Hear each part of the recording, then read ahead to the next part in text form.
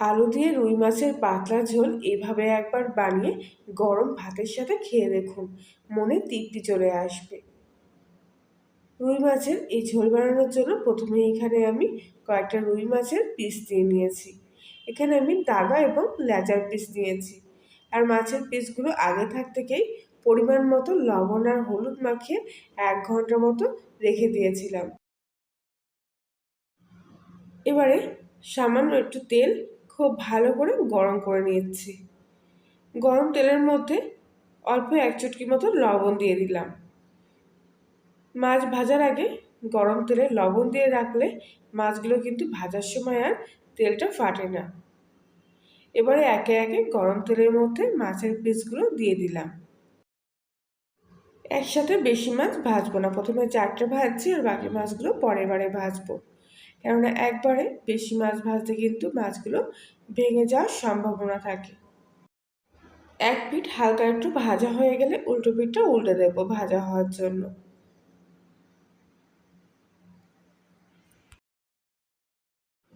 গরমের শুরুতেই দুপুরবেলা ভাতের সাথে এরকম মাছের হালকা পাতলা ঝোল কিন্তু দারুণ লাগে।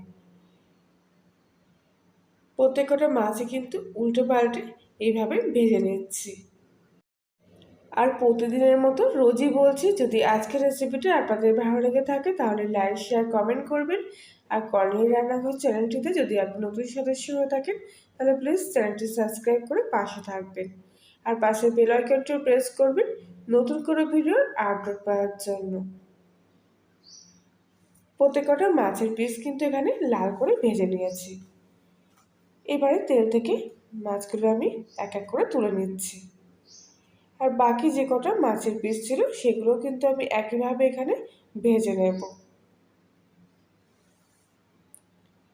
ভেজে রাখা মাছগুলো আমি এবার অন্য একটা পাত্রের মধ্যে তুলে রাখছি। মাছগুলো এরকম একটু কড়া করে ভাজলে কিন্তু মাছের স্বাদটা খুব ভালো আসে। এবারে ওই মাছ ভাজা তেলের মধ্যেই আমি দিয়ে দিচ্ছি কিছুটা লম্বা করে কেটে রাখা আলুর টুকরো, স্বাদ মতো লবণ আর অল্প একটু হলুদ দিয়ে আলুগুলো হালকা করে একটু ভেজে নেব। মোটামুটি একটু কালার চলে আসলে কিন্তু আলুগুলো এখানে ভাজা হয়ে যাবে। একেবারে কাঁচা আলু দেওয়ার চাইতে যদি এরকম হালকা আছে একটু আলুগুলো ভেজে নেওয়া যায় তাহলে কিন্তু মাছের ঝোলের টেস্টটা খুব ভালো আসে। ভেজে রাখা আলুগুলো এবার আমি অন্য একটা পাত্রের মধ্যে তুলে রাখছি।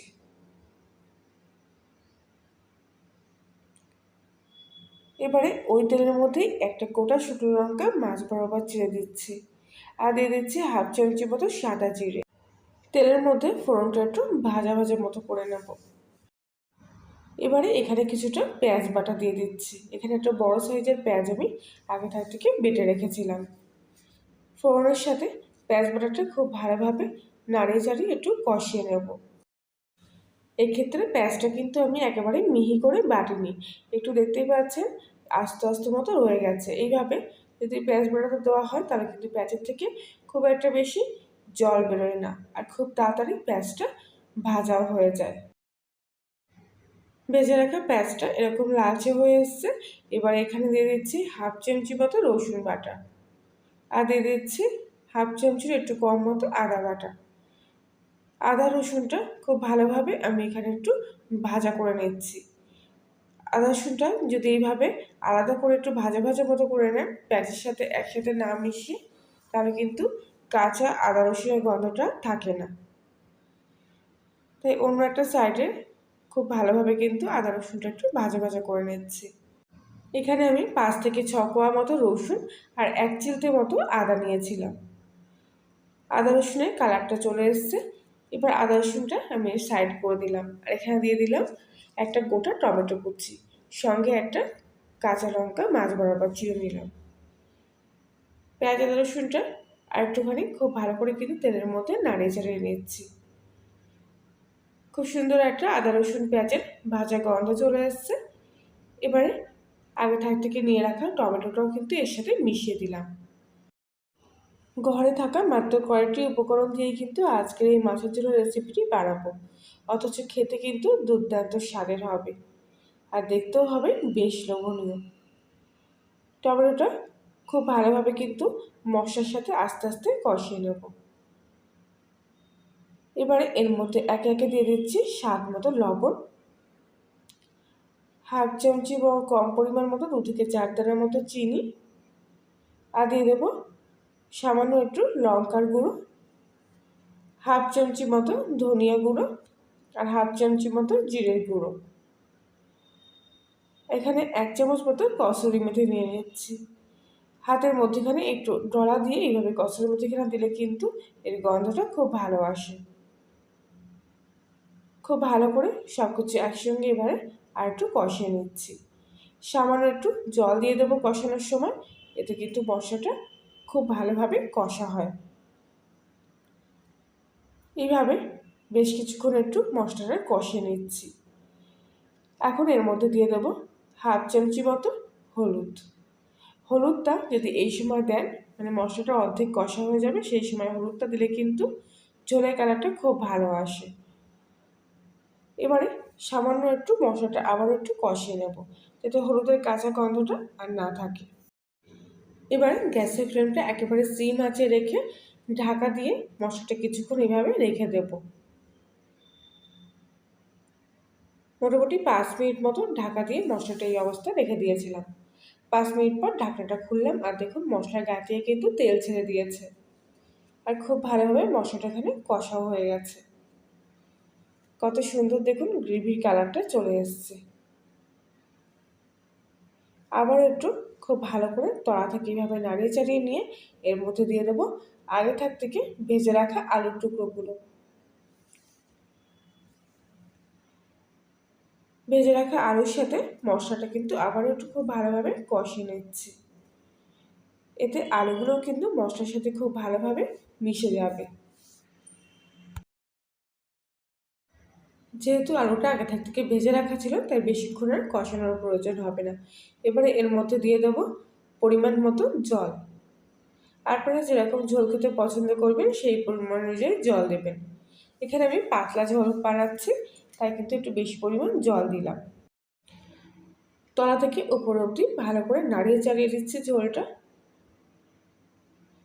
এবারে কিছুক্ষণের জন্য ঢাকা দিয়ে রাখবো, যাতে ঝোলটা খুব ভালোভাবে ফুটে ওঠে। 2 থেকে 3 মিনিটের মধ্যেই কিন্তু ঝোলটা এখানে ফুটে উঠেছে। এবারে ঢাকনাটা খুলে দিয়ে আবার একটু খুব ভালোভাবে নাড়াচাড়া করে নিলাম। ঝোলটা ফুটে ওঠার পর এর মধ্যে একে একে আগে থেকে ভেজে রাখা মাছগুলো দিয়ে দিচ্ছি।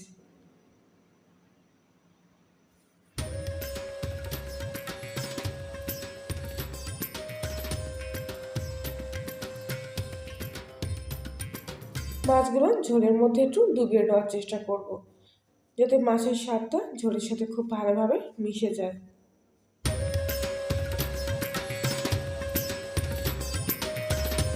আর আবারও কিছুক্ষণ ঢাকা দিয়ে মাছের ঝোলটা এইভাবে ফুটিয়ে নেব। এতে মাছটা আর আলুটা দুটোই কিন্তু খুব ভালোভাবে সেদ্ধ হয়ে যাবে। প্রায় 5 মিনিট মতো এইভাবে ঢাকা দিয়ে রান্না করে নিয়েছি।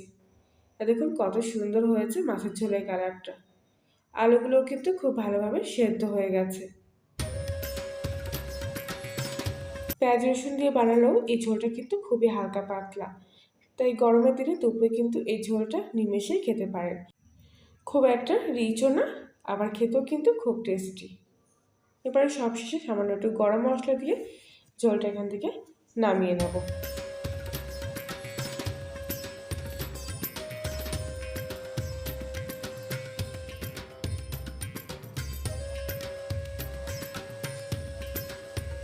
গরম মশলা দিয়ে 1 মিনিট খুব ভালোভাবে ফুটিয়ে নেওয়ার পর এবার গ্যাসটা অফ করে দিচ্ছি। আর কিছুক্ষণ রেস্টে রাখার পর মাছের ঝোলটা আমি অন্য একটা পাত্রের মধ্যে নামিয়ে নিচ্ছি। আর আজকের রেসিপিটা এই পর্যন্তই। আবার দেখা হচ্ছে অন্য একদিন। আর ততক্ষণ সবাই ভালো থাকবেন, সুস্থ থাকবেন, সাবধানে থাকবেন।